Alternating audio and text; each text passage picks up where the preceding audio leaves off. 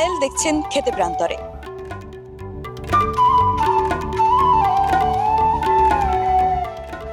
আমাদের ভারতবর্ষে প্রচুর সংখ্যায় রয়েছে নিরামিষাশী মানুষ, যারা নিরামিষটাই ভোজন করেন।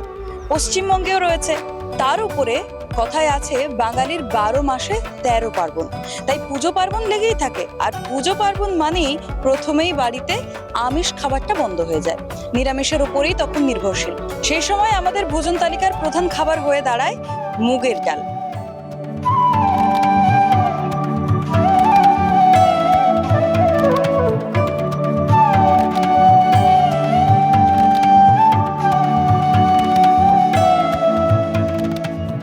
এবার এত চাহিদা এই ডালের, এই জন্য বাজারেও কিন্তু এর বিক্রয় মূল্য ভালোই। তাই আজকে জানাবো আপনাদেরকে যে কিভাবে বাড়িতে করবেন মুগের চাষ, কিংবা আপনার জমিতে ফলাবেন সোনার মুগ।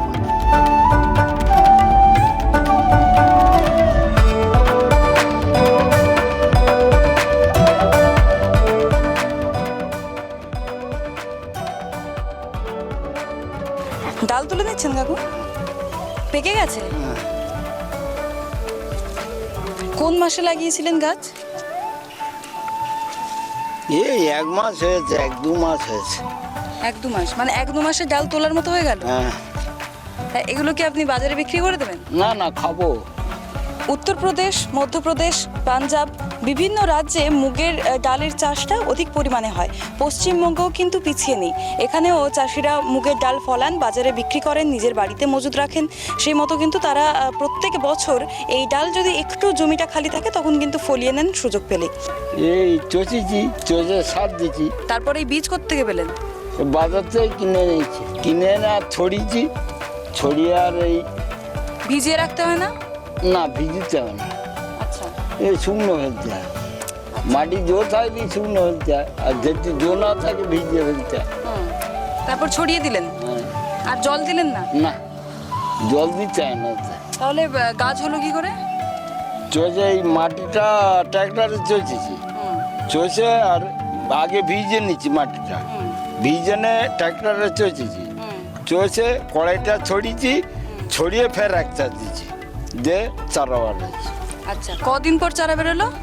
ওই 1 সপ্তাহ বাদে চারা বাড়া। আচ্ছা, চারা বাড়িয়েছে, মাটি জোর থাকলে চারা বাড়া।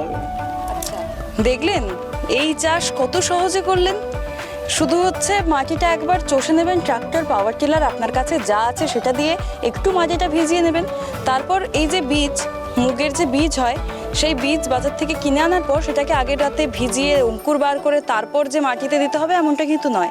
বীজ সরাসরি কিনে এনে ছড়িয়ে দিলেই তারপর নিজে থেকেই গাছ উঠবে 1 সপ্তাহ পর। ভীষণ সহজ।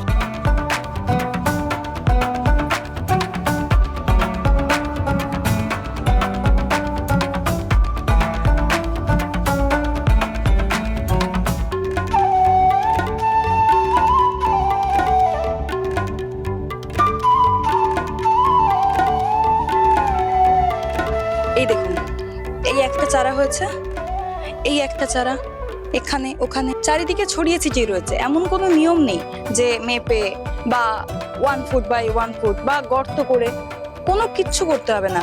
শুধু ট্রাক্টর বা পাওয়ার টিলার দিয়ে জমিটা চষে দিন, বীজ ছড়িয়ে দিন, আরেকবার চষে দিন যাতে বীজটা মিক্সড হয়ে যায়। তারপর মাটির মধ্যে যে আর্দ্রতা আছে, এই মাটির আর্দ্রতা থেকেই কিন্তু বীজ থেকে গাছ একাই উঠবে, আর সেই গাছ একাই আপনাকে ফসল দেবে। তার জন্য আলাদা করে আর কিছু করতে হয় না। বুঝতে পারছি কাকুর এখন কড়াই তোলাটা, মানে মুগের কড়াই তোলাটা খুব ইম্পর্টেন্ট। এক্ষুনি হয়তো যাবেন বাজারে। আপনি একটা কাজ করুন, আপনি কথা বলতে বলতেই তুলবেন। এটা আমাকে দিয়ে দিন, আমি ধরছি আপনার জন্য। ভারী হবে, দেখো হাতটা লাগে না। না ঠিক আছে। হ্যাঁ, আপনি এবার তুলতে থাকুন, আমি ধরে আছি। এই যে এতগুলো মুগ, এতগুলো আজই কাকু তুললেন, এরম তো আপনি এখন রোজ তুলছেন নাকি? হ্যাঁ, আর 3-4 দিন তুলতেছি। 3-4 দিন? এরকম কতদিন তুলবেন? এই আজকে তুলো, আবার কালকেরে রোজ তুলবো এখন। আচ্ছা, কতদিন থাকবে গাছগুলো?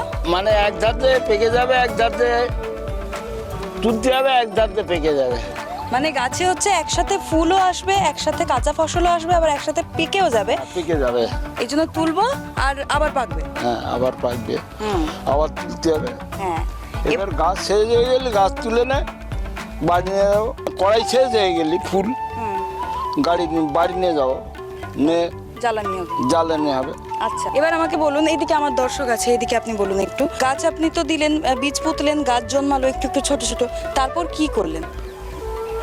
গাছ এই একটু একটু বার হবে, ও আপনি বড় হবে আস্তে আস্তে আস্তে আস্তে হয়ে এই কড়াই হয়েছে, এই কড়াই তুলতে হবে। কড়াই তো অনেক তাড়াতাড়ি চলে এলো, গাছটা যখন ছোট তখন তো গাছটাকে পরিচর্যা করতে হবে, তখন জল সার।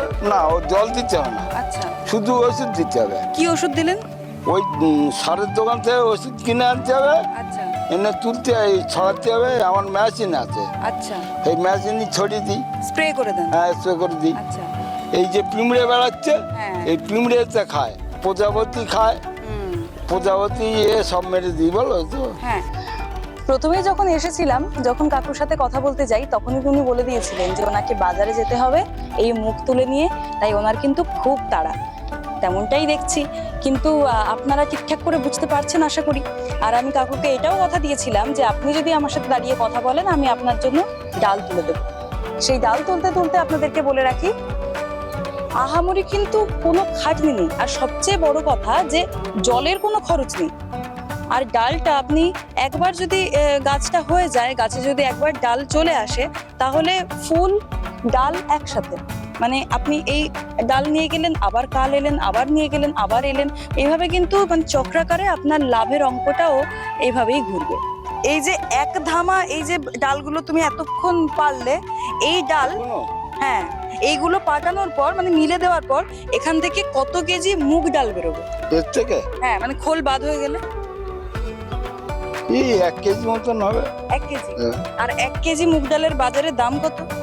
120, 30 টাকা, 40 টাকা এরকম। হ্যাঁ, তাহলে এখান থেকে তুমি আরো তুলবে। আমরা চলে গেলে তো তোমার ফেভারিট কাজটা তুমি করবে, এখান থেকে মুগ নেওয়া।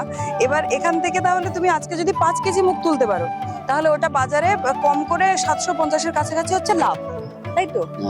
যেই ডালের বাজারে এত দাম, প্রায় 120 টাকা, আবার কবে বেড়েও যায়, সেই ডালের চাষ করার পদ্ধতি এতটা সহজ আমি তো আগে জানতাম না। আজকে খেতে প্রান্তরের পর্ব করতে এসে আমি জানলাম, আপনাদেরকে জানালাম। আপনারা জানতেন কিনা আমি জানি না, যদিও বা জানতেন না, আজকে তো জেনে নিলেন। এবার যদি বাড়িতে জমি থাকে, তাহলে আর অপেক্ষা কিসের? ফলিয়ে ফেলুন মুখ, আর আপনিও অন্যান্য কৃষকদের মতোই গুনুন লাভের টাকা। ক্যামেরায় সুরজিতের সঙ্গে পায়েল রায়, ক্যালকাটা নিউজ।